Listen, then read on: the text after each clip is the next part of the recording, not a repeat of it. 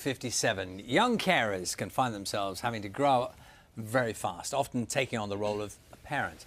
Thousands of children and teenagers looking after a loved one, and a new film is shining a spotlight on the unseen work they have to do. It's called Jellyfish. It tells the story of a girl called Sarah who, while caring for her mum, brother and sister, discovers a hidden talent for stand-up comedy. In a moment, we're going to talk to the director and the lead actor, but first, take a look at this award-winning movie. Are you drawing?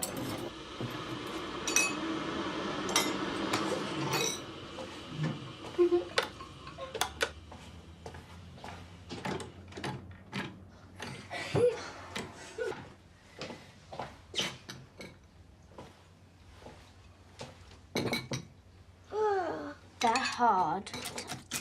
They're what we've got. Well, we're not eating them! Hey. Shush. All right, here's the deal. 1, you eat your noodles and you don't complain. 2, I'm gonna go to work, which I'm always really late for. 3, you lot behave yourselves and get ready for bed. And 4, bring you back some crisps. Space Raiders! And chocolate. Do you have a deal?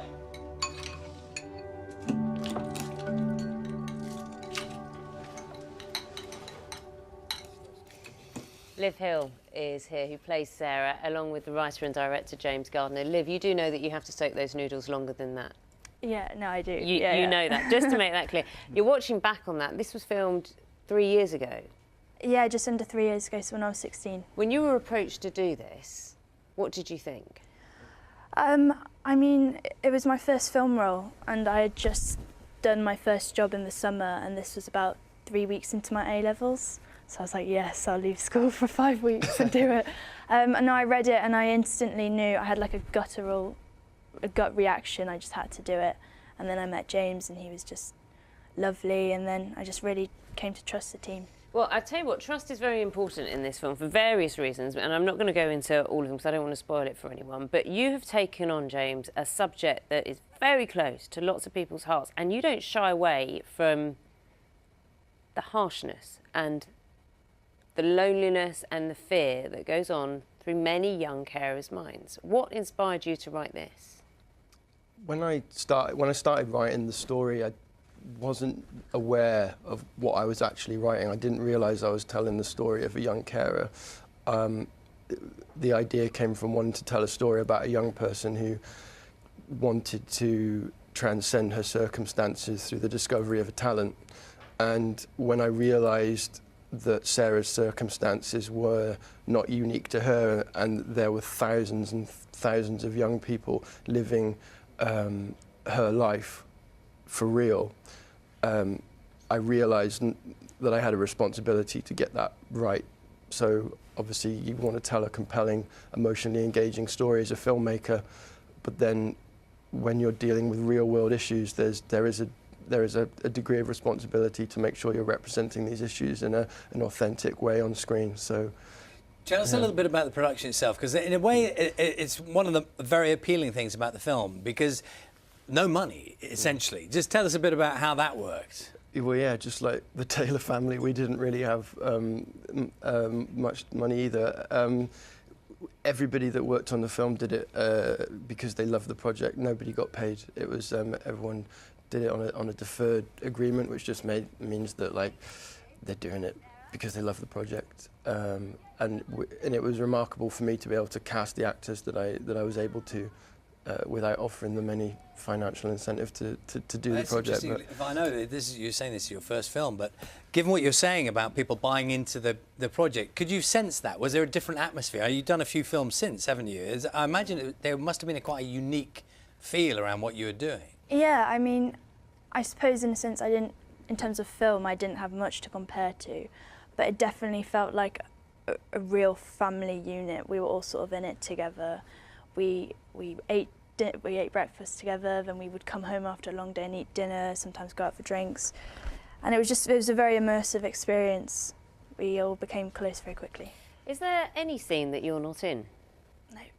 No. That is very challenging in itself. I mean, you're nodding, James. That's a lot to ask of a 16-year-old actor who hasn't done a film before. Yeah, it's huge. And also with the subject matter. I think at one point my co-writer and I thought that we might have actually written an impossible script because we were casting and searching for an actress who could carry a feature film on her shoulders for about 7 or 8 months.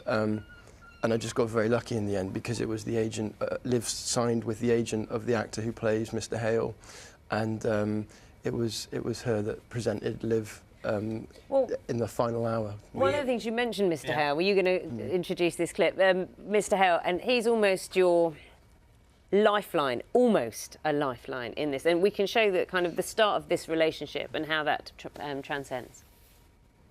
Stand up. I am standing up. Your act, stand up, as in comedy. 2 minutes, no swear words. Jokes. I want you to go figure out what comedy is. Oh, but sir... No buts. Here.